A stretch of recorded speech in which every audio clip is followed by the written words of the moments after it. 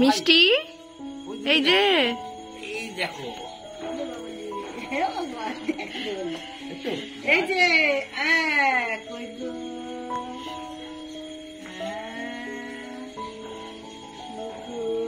এই যে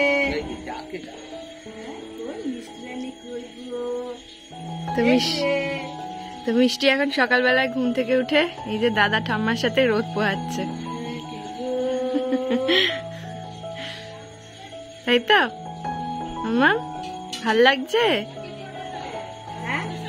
হ্যাঁ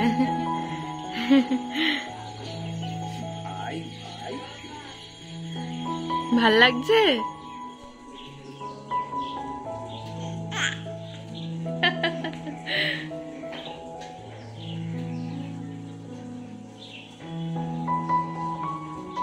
নমস্কার, আমি মধুরিমা। এই যে আমার কোলে মিষ্টি। তো এখন প্রায় বাজে সকাল 9:30টার মতন, আর এখন থেকে ব্লগটা স্টার্ট করছি। তো আজকে সকালবেলায় মিষ্টি প্রথমে ঘুম থেকে উঠেই সেরেলাক খেয়েছে। তো মিষ্টির ঠাম্মা বলল যে ওকে প্রথমে সেরেলাক দিয়ে দিনটা স্টার্ট করার জন্য। তো প্রথমে মিষ্টি সেরেলাক খেয়ে নিয়েছে, আর তারপরে হচ্ছে একটু পরে খাবে আপেল সেদ্ধ। আর তারপরে দুপুরের দিকে না মিষ্টি অনেক সময় ঘুমিয়ে পড়ে, ওকে কিছু আর খাবার দেওয়া হয় না। তো সেই জন্য ঠিক করেছি ওটা অপশনাল রাখবো। কিছু যদি নাও খায় তো ঠিক আছে, সেজন্য বিকালবেলা আবার মোটামুটি 4টে 4:30 যখন উঠে পড়বে তখন আবার ওকে একটা খাবার দেবো। তো চলো মাম্মাম দিনটা শুরু করা যাক। আজকে সকাল থেকে বেশ ঠান্ডা রয়েছে, খুবই ঠান্ডা। তো মিষ্টি সকালবেলা এখানে দাদার সঙ্গে একটু রোদ পোহাচ্ছিল। তো কিছুক্ষণ আগে আমি টুপি পরিয়ে দিয়েছিলাম, কিন্তু তারপরে ওর কী হয়, মাথাটা প্রচণ্ড ঘেমে যায়। তো সেই জন্য টুপি রাখতে পারে না মাথায়। তো যাই হোক, কিছুক্ষণ রোদ পোহালো, আর তারপরে এই যে খাওয়া দাওয়া করলো, আর এখন আমি ইন্ট্রোটা দিতে এলাম, তাই তো আমরা দুজনে মিলে। আর মিষ্টি আজকে এই যে হেয়ার ব্যান্ডটা নতুন পড়েছে, একটা জামার সঙ্গে না ছিল, তো ভাবলাম যে পরিয়ে দেওয়া যাক। আর একটু বড় হলে আর হবে না, কারণ হেয়ার ব্যান্ডটা বেশ ছোট, কিন্তু বেশ পাতলার মধ্যে রয়েছে, টাইট নয়। তো চলুন, অনেকটা ইন্ট্রোতেই অনেকটা কথা বলে ফেললাম, আর ব্লগটা শুরু করা যাক। আর যদি ভালো লেগে থাকে তাহলে চ্যানেলটা সাবস্ক্রাইব করে দেবেন। কেমন লাগলো অবশ্যই কমেন্ট সেকশনে জানাবেন।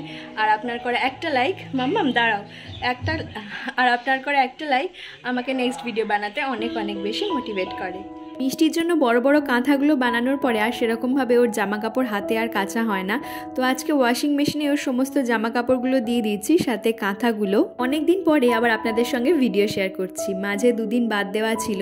তো আপনাদের তো কমিউনিটি পোস্ট করে জানিয়েছিলাম, আর আমাদের না একটা বিশেষ কাজ ছিল, বিশেষ মানে খুবই বিশেষ কাজ ছিল।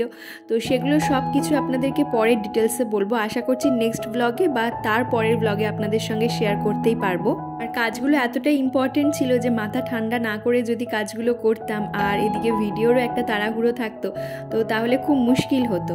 তো সেজন্য খুবই সময় সাপেক্ষ কাজ, খুবই ইম্পর্টেন্ট কাজ এবং মাথা ঠান্ডা করে করার কাজ।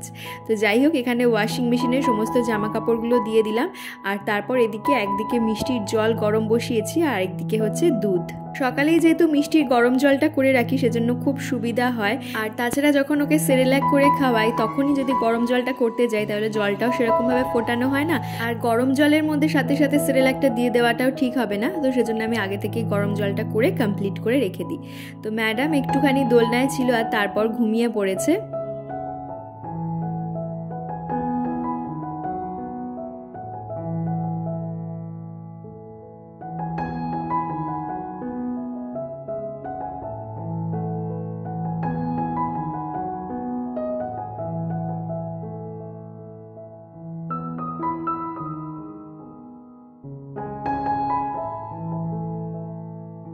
মিষ্টি ওদিকে ঘুমোতে ঘুমোতে এদিকে আমাদের ব্রেকফাস্টটা তৈরি করে নেব। ব্রেকফাস্টে রয়েছে আজকে দুধ আর কর্নফ্লেক্স, আর ও একটু মিষ্টি না দিয়ে খেতে পারে না, সেজন্য ওটার মধ্যে আমি একটুখানি গুড় অ্যাড করে দিচ্ছি।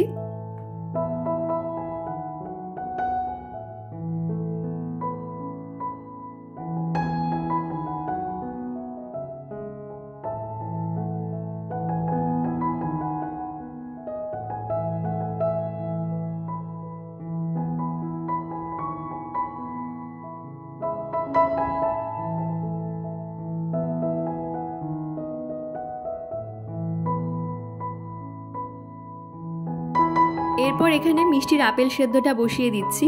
তো সকালে তো মিষ্টিকে সেরেলাক দেওয়া হয়ে গেছে, আর এখানে তারপরও ঘুম থেকে উঠলে আপেল সেদ্ধটা দিয়ে দেব। তারপর দুপুরের দিকে একটা অপশনাল খাবার রাখবো, তারপর সন্ধেবেলা আবার তারপরে রাত্রে। তো এখন চেষ্টা করি প্রত্যেক দিনই মিষ্টিকে একটু চেঞ্জ করে করে খাবার দেওয়ার জন্য, মানে প্রত্যেক দিন একই খাবার দিই না। তাতে কি হয়, ও খাবারের প্রতি ইন্টারেস্ট দেখায় অনেক বেশি এবং খায়ও ভালো। তো মিষ্টিকে প্রত্যেক দিন কী কী খাবার দিচ্ছি বা খাবার ওর তালিকার রুটিন সারাদিনও কী কী করে আমি ডেফিনেটলি আপনাদের সঙ্গে নেক্সট ব্লগ বা তারপরের ব্লগে শেয়ার করার চেষ্টা করব।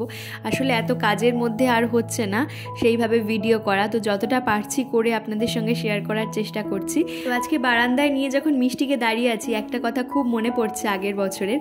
তো এই সময় আমি তখন ও ছিল প্রায় 4-5 মাসের মতন, যখন আমি কনসিভ করেছিলাম।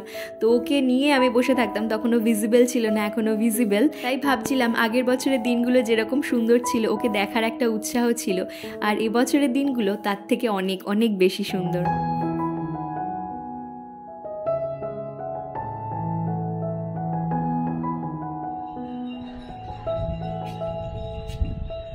এরপর চলে এলাম ছাদে, কিছু ভিজে জামা কাপড় মেলে দিয়ে যাব, আর শুকনোগুলো তুলে নিয়ে যাব, আর আধা ভেজাগুলো উলট পালট করে দিয়ে যাব।